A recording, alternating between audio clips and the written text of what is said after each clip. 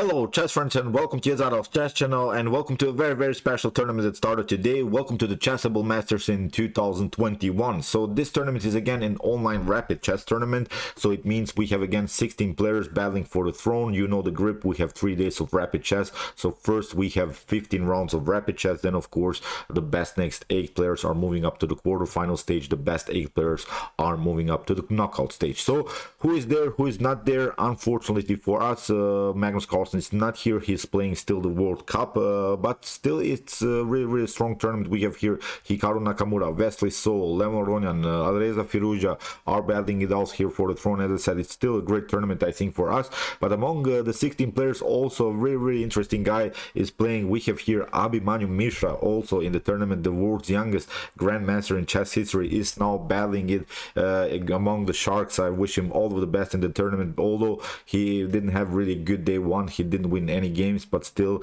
he's only 12 years old, and I wish him, as I said, all of the best. I wish him that he wins at least some games, that at least he gets some kind of an experience out of it, because it's now, I think, one of his most important tournaments that he played in his life. So really interesting stuff. So I'm really glad that Abhimanyu Mishra got invited in such an important tournament. So now he can compare his chess maybe to Wesley So's chess. He can compare his chess maybe to Hikaru's chess. He can see where he's standing. I think it's a very important moment for him to battle, as I said, among the Sharks. So what happened so far, in my opinion, I've prepared here really the game of the day. The game of the day one, it's was really sharp attack between here Wesley against Levon Aronian. We have here the GRECO GAMBIT. You witness now really wild GRECO GAMBIT game. The GRECO GAMBIT is Gambit line in the early stage of the game, in the Italian game, and most of the times the Italian is sort of a positional game where we're trying, of course, to improve our minor pieces. But Wesley is really playing recently some interesting chess. He's playing many sharp openings. Also, Levon Aronian is sort of a guy that likes to pull off really wild opening in the beginning, so that's why it was the clash of the tactical titans. So be prepared, this was really the beauty of the day. So let's check out now the game. So here e4 played by Wesley. So we have e5 by Aronian. We have knight to f3, knight to c6, bishop to c4, bishop to c5. We have now the symmetrical Italian on the board. We have the gioco piano, and here Wesley is preparing, of course, the central pawn breakthrough with the move d4. So that's why one of the best ways is, of course, to counterplay with knight to f6 and attack immediately the e4 pawn. So here now comes the GRECO GAMBIT idea here with the move d4 anyway. Here Levon Aronian takes, e takes d4, we have c takes d4, and now black gets a tempo with this move bishop to b4. Now white has to lose a tempo to play maybe bishop to d2 or knight to d2 or knight to c3. Whatever happens, you see white is losing the centralized pawn. That's actually the main issue here in the continuation of the game. So here bishop to d2 was Wesley choice. It's maybe not the best way to proceed when it comes to computer relations, but actually I think it's sort of a line that you could use maybe in order to trick your opponent, because it leads now into simplified way for both sides. Here after move knight to e4, which is pretty much forced, here Wesley takes also bishop to b4, knight to b4, but now comes the actual idea of this opening bishop to f7 after king to f7. Now we have also this double attack check and also an attack against the knight. So what should black do? Most of the times you see now this move, it's really the best move what black can do. So Levon Aronian plays now really the best continuation after move knight to e5, which is also now the best move for white. Here we have king to e6, which is actually also a good idea, because after move queen to b4, after queen to f8, actually white needs now to trade off the queens. That's actually now a great defensive idea here also by Levon Aronian. So you see Levon Aronian knows his theory in this particular opening, because even if you do something else, even if you try maybe knight to d3, because here the move queen to f8 comes also with a direct attack against this pawn on f2. So even if you try to defend this idea, first you get this one, you see knight takes f2, and even if you take, you get this Zwischenzug, you get this intermediate attack, you get knight takes d3, then you have to play, and then black has time to take out the queen, and actually it's game over. I think in the top grandmaster level at least it would be game over, because black gained the pawn. So that's why here after move queen to f8, actually Wesley was forced to trade off the queens. After queen to f8 we have rook to f8, and now sees f3 here attack attacking the knight on e4. Now the knight has to retreat, and let's stop and evaluate the position. It's of course a simplified game, but there is a huge problem for both sides. The kings are in the center, so it means now we should bring the rooks as fast as we can into the game. The problem is, I think, also for white here a little bit, that the knight is a little bit stuck here in the center, although you want to have your knight in the center. But the problem is now this pawn in the continuation could be challenged with the move c5 or with knight f5 and knight takes d4, and then we can take out the defender of the knight, which is of course the d4 pawn. If we do that, then of course black could have a good game. But after move knight to c3, the problem is now you cannot play c5 immediately. That's, I think, sort of a theory that we should know if we are going into the Greco gambit here for white's perspective, that actually black cannot play this move, and black should also know this theory, because after move c5, the problem is now we can queenside castle. And if you take c takes d4, it seems so that the knight is hanging, but the problem is now we can actually take rook to d4. You can maybe take out the knight, but then you get rook to d5, and if you want to of course protect your knight, you have to play something like king to e6, but then you get rook to e1. You see, even if you try to attack further the protect further the knight on d6, then you get rook to d1, and let's imagine black is playing again rook to f6, then you get knight to e4, the fork on the knight and the rook, and I think again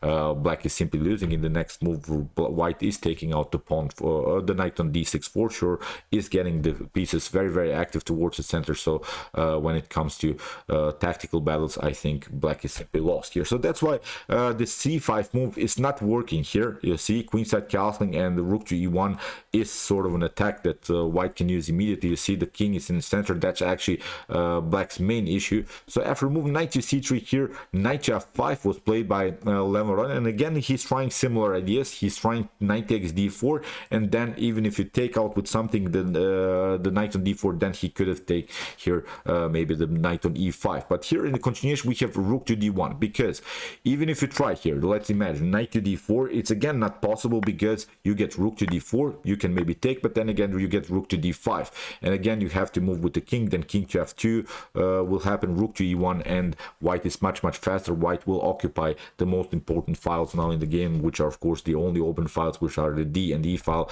When it comes to fast development, of course, then white is much better. So you see, still you cannot take out also this pawn on d4. That's something that, as I said, we should really memorize. We should know really this theory in this Greco gambit idea. So after move rook to d1, here c6, now you see Levon Aronian is trying to protect the d5 pawn, because we have seen the main tactical threat was of course the move rook takes d5. But now again tricky move here by Wesley. So because again he's challenging now Levon Aronian maybe to play knight to d4, but again it doesn't work.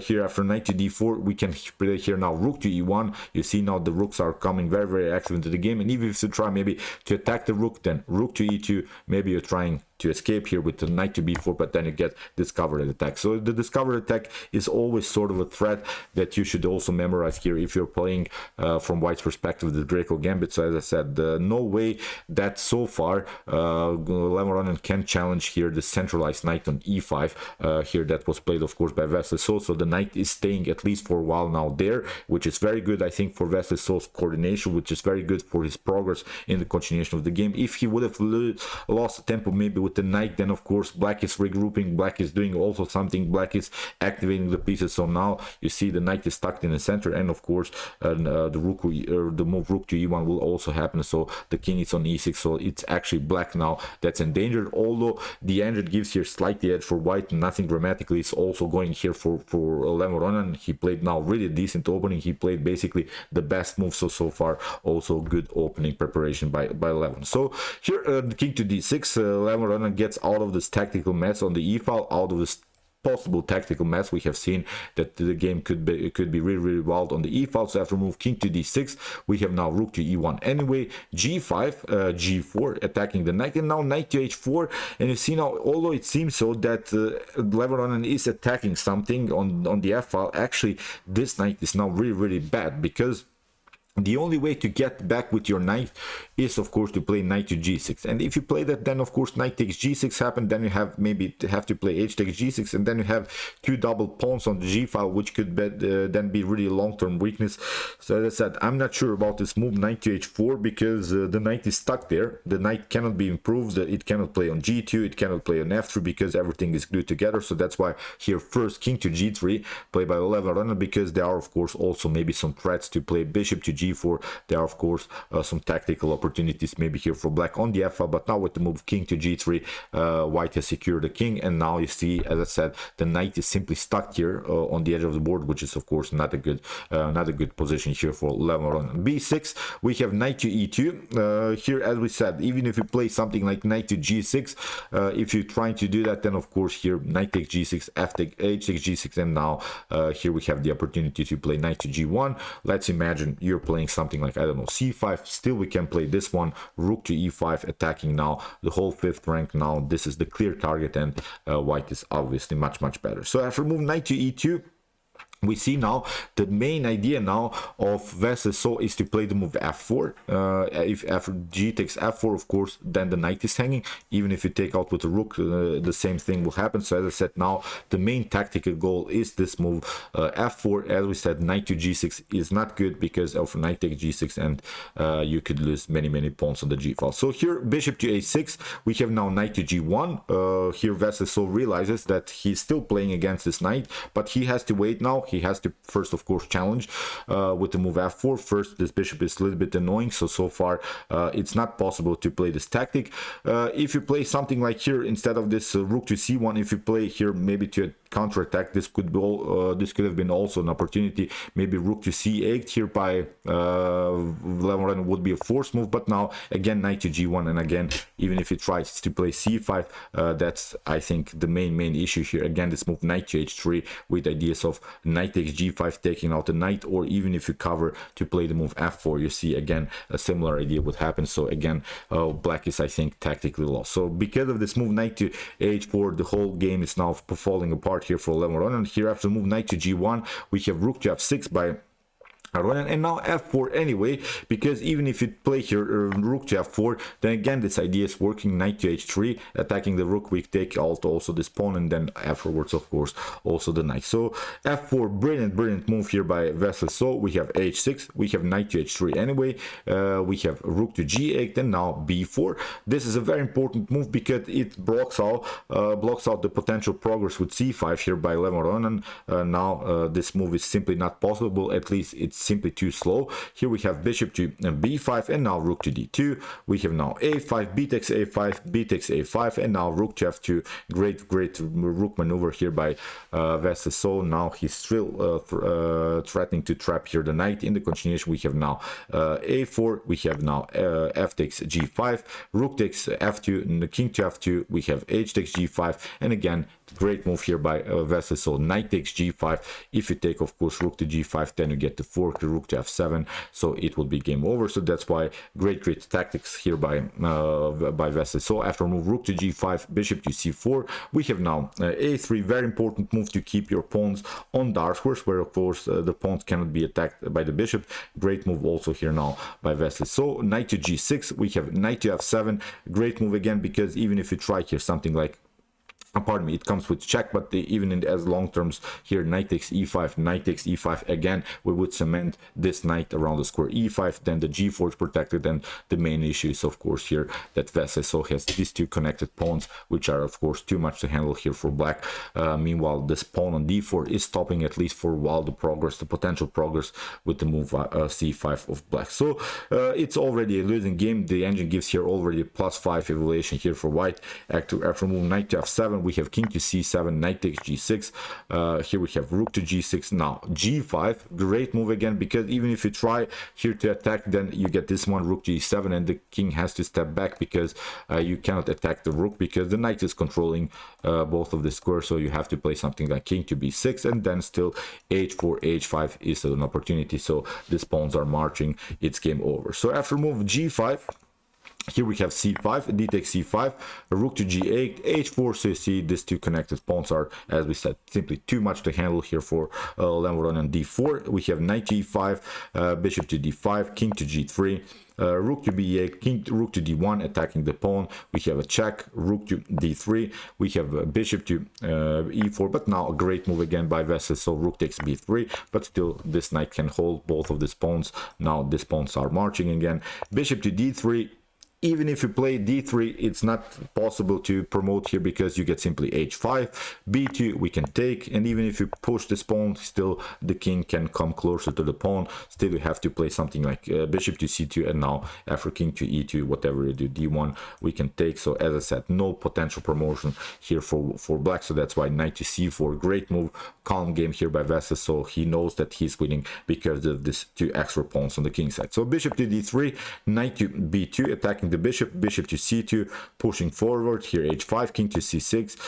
We have g6, king takes c5. Now the king is also marching towards the king side. We have king to e7, now h6. We have now king to f8, king to f6, h7, after king to h8, now g7. And in this position Levon Aronian resigned because you can maybe take, but now after this one we can play king to f7, bishop to g6, king to f8, and there's no good move anymore. You cannot prevent anymore this promotion. So as I said, in this position, after g7, in this position Levon Aronian resigned. So brilliant game, I think, by Wesley. So great GRECO gambit attack, and what's really interesting, how one move can actually cost you the whole game. It seems like a natural idea. You're fixing the knight, sort of, you can get some kind of fixed position. You're trying to get somehow the pawn structure immobile, but it's not working. The knight stayed simply on the edge of the board through the whole game. Meanwhile, of course, White's knights, Wesley's old knights made really good moves, had good maneuvering ideas. So as I said, it was a brilliant game. If you could just imagine, this was almost the perfection here by Wesley. So, and in this fast time format. So as I said, after day one, Wesley So now is in the lead. In my opinion, he's the top favorite to win this tournament because Wesley So won many tournaments, even when Magnus Carlsen played the tournament, when maybe Caruana or other top grandmasters played the tournament. So Wesley So is really great in this rapid time format chess, especially online rapid chess. That simply sort of a time format that's simply made for him. He's really a brilliant player when it comes to this format. So as I said, in my opinion, he's really the favorite to win this super event. So okay, I hope that you enjoyed this game. I really enjoyed it a lot. If you want to see maybe some other great games, check out my best chess games of all time series with some great games from the past, with some great games played by Garry Kasparov, Anatoly Karpov, Mikhail Tal, and many more. And if you want to see maybe the best chess engines playing, check out my best chess games played by computers. Here's also the playlist with some great games by Lila C0, Alpha Zero, Stockfish, and many more. And if you like this content, don't forget to subscribe to my channel. See you soon with some more videos, and chess is the best, of course.